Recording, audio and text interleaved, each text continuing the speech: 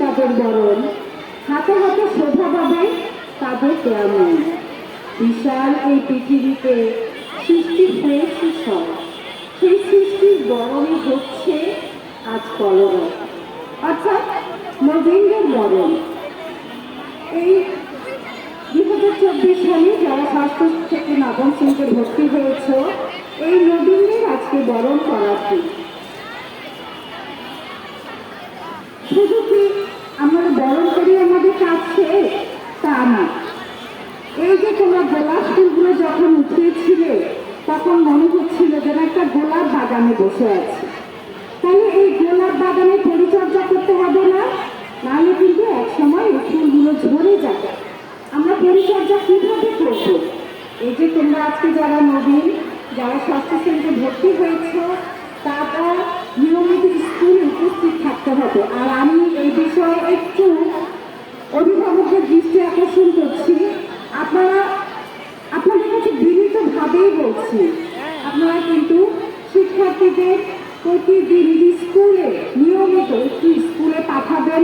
কারণ এখন যে নতুন কারিকুলামটা হচ্ছে, এতে শিক্ষার্থী এবং শিক্ষক দুজনেই সহযোগী না হলে এই কারিকুলাম কিন্তু সম্পূর্ণ হবে না। অর্থাৎ শিক্ষক যা শিখাবে, শিক্ষক যা দেখাবে, সেটা তো শিক্ষার্থীকে দিতে হবে। শিক্ষার্থী যদি উপস্থিত না থাকে, একটা ক্লাস সেকেন্ড ডেটে হচ্ছে না। এই ব্যাপারগুলো আপনারা একটু সচেতন থাকবেন। যেভাবেই হোক শিক্ষার্থীদের একটু স্কুলে পাঠাবেন। আপনারা দেখবেন যে আপনার মেয়ে কত এগিয়ে যাচ্ছে। একজন শিক্ষক কিন্তু প্রচুর পরিশ্রম করে শিক্ষার্থীদের জন্য, কিন্তু সেই ফিডব্যাকটা আমরা কখন পাবো? যখন আপনাদের সহযোগিতা পাবো। আপনারা, আবারও বলছি, একটু বিনীতভাবেই বলছি, আপনারা যেভাবেই হোক যে কোনো সমস্যা আপনারা শিক্ষকদের সাথে সেটা আলাপ করেন, সেটা সমাধানের চেষ্টা করেন, কিন্তু শিক্ষার্থীদের অবশ্যই বিদ্যালয়ে উপস্থিত থাকাবেন। এটা আপনাদের কাছে আমাদের চাওয়া। আর শিক্ষার্থীরা কিভাবে ভালো করবে সেটা আমাদের দায়িত্ব। শিক্ষার্থী এবং শিক্ষকের সহযোগিতাতেই কিন্তু একজন শিক্ষার্থী স্বয়ংসম্পূর্ণ হয়ে ওঠে।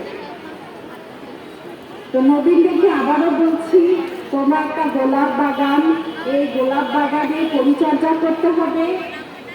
তোমরা প্রত্যেকে সেইভাবে মনোযোগী হয়ে ওঠো। তোমরাই আমাদের ভবিষ্যৎ। এই কারিকুলামকে সামনের দিকে এগিয়ে নিয়ে যেতে হবে তোমাদের সহযোগিতাতে। তো প্রত্যেকের জন্য, নবীনদের জন্য শুভকামনা থাকলো। ধন্যবাদ সবাইকে।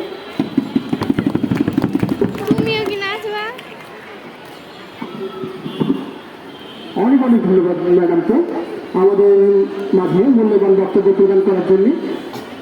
আমাদের একটি বিশেষ ঘোষণা রয়েছে, আগামী 14/1/2024 সাল আমাদের অনুষ্ঠান বার্ষিক ভোজ। শিক্ষার্থীরা সবাই জানবেন, ষষ্ঠ শ্রেণী থেকে এসএসসি পরীক্ষা পর্যন্ত বার্ষিক ভোজে তোমাদের সবাইকে নিমন্ত্রণ। 14/1/2024 সালের রোজ রবিবার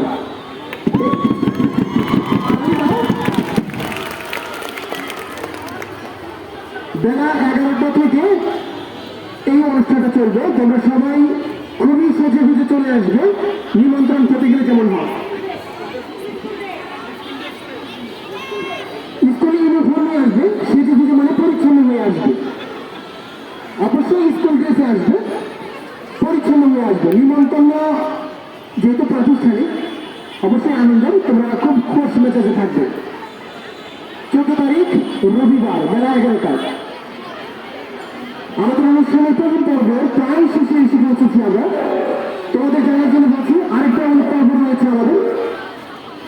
ষষ্ঠ শ্রেণীর শিক্ষার্থীদের অংশগ্রহণে সাংস্কৃতিক অনুষ্ঠান। এখানে গজল, কবিতা আবৃত্তি, গান এবং নাচ রয়েছে।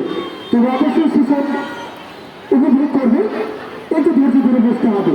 সম্মানিত অভিভাবক বৃন্দদের বলছি, আমাদের কিছু সময় লাগবে, আপনারা একটু ধৈর্য ধরে অপেক্ষা করবেন। এ পর্যায়ে ঐতিহ্যবাহী জয়দেবপুর সরকারি বালিকা উচ্চ বিদ্যালয়ের এখানে নবীন বরণ অনুষ্ঠানের আমাদের অত্র বিদ্যালয়ের সম্মানিত প্রধান শিক্ষক জনাব উজ্জ্বল রানী সাহা, অত্র অনুষ্ঠানের সম্মানিত সভাপতি জনাব উজর আলী শাহ ম্যাডামকে কিছু বলবার জন্য সেমিনারে অনুরোধ করছি। ধন্যবাদ আরিফ স্যারকে।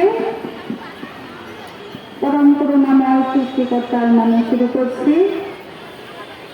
যাদবপুর সরকারি বালিকা উচ্চ বিদ্যালয় কর্তৃক আয়োজিত নবীনবরণ 2024 অনুষ্ঠানে উপস্থিত আছেন যাদবপুর সরকারি বালিকা উচ্চ বিদ্যালয়ের প্রভাতী শিক্ষক ভারপ্রাপ্ত সহকারী প্রধান শিক্ষিকা জনাব কাজী শাহিন আক্তার।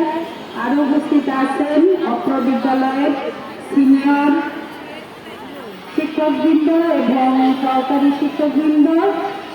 আরও উপস্থিত আছেন নবনির্বাচিত শিক্ষক পরিষদের সাধারণ সম্পাদক এবং অন্যান্য সদস্যবৃন্দ, ছাত্রবৃন্দ,